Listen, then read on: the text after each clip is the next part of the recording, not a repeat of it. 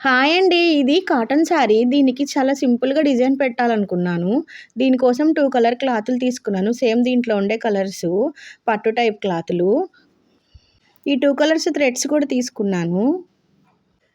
ఇప్పుడు పోట్లీ బటన్స్ ఎలా చేద్దామో చూద్దాము. ఫస్ట్ ఒక కలర్ క్లాత్ తీసుకొని దీన్ని ఒక 2 ఇంచెస్ అన్నమాట పొడవుగా కట్ చేసుకోవాలి క్లాత్ అంతా. అంచులుండే వైపు కట్ చేసుకుంటే కటింగ్ సులువుగా ఉంటుందన్నమాట. ఓపెన్ ఉన్నాయి. అందుకని నేను ఇటు సైడ్ కట్ చేశాను. 2 అంగుళాలు పొడవు, 2 అంగుళాల వెడల్పు ఉండాలండి ఒక పోట్లీ బటన్‌కి. ఫస్ట్ ఇలా క్లాత్ ప్రిపేర్ చేసుకొని తర్వాత దీన్ని చిన్నగా కట్ చేస్తాను. ఇవి 3 అవుతాయి ఈ లెంగ్త్‌లో. సో, ఒక పీస్ తీసుకొని ఇప్పుడు దీంట్లో పోట్లీ బటన్ చేయటానికి థర్మోకోల్ బాల్ పెట్టాలి. ఫస్ట్ ఇలా ఒక పీస్ తీసుకోవాలి. మడతలు ఉన్నాయండి. సో, కట్ చేయాలి.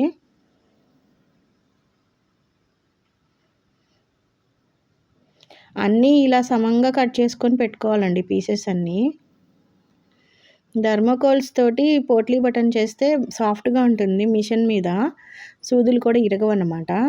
లేదంటే పూసలు, వేస్ట్ క్లాతులతో కూడా చేస్తారు. కానీ వాటి వల్ల కొంచెం స్ట్రగుల్ ఉంటది. సింగిల్ పాదం ఉండాలి. సో, నా దగ్గర సింగిల్ పాదం లేదు. అందుకోసమని నేను డబుల్ పాదం దగ్గర కరెక్ట్‌గా రావాలంటే థర్మోకోల్ బాల్‌తోనే అవుతది.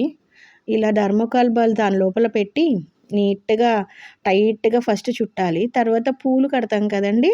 ఆ స్టైల్‌లో ఇలా మెలికలేసుకోవాలి ఒక 2, 3 అంటే టైట్‌గా వేసుకుంటే మంచిది కదా! అందుకని. అన్నీ ఇలా రెడీ చేసుకోవాలండి. సెకండ్ కలర్‌ని కూడా చూపిస్తాను. బ్లూ కలర్ క్లాత్‌తో కూడా ఇలానే సేమ్ ఇందాకలానే అంచుల వైపు కట్ చేసి 2/2 అండి. 2 అంగుళాల వెడల్పు, 2 అంగుళాల పొడవు, 4 సమానంగా ఉండాలి. అలా కట్ చేసుకోవాలి ఎప్పుడైనా. కొలత లేకపోయినా అంటే ఉజ్జాయింపుగా అనమాట.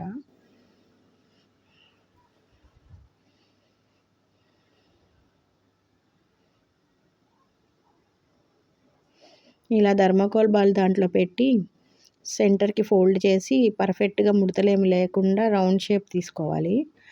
దీన్ని కూడా సేమ్ కలర్ థ్రెడ్ తోటి సర్కిల్స్ లాగా ఫస్ట్ చుట్టేసి తర్వాత పూలమాలలాగా ముడులు వేయాలి.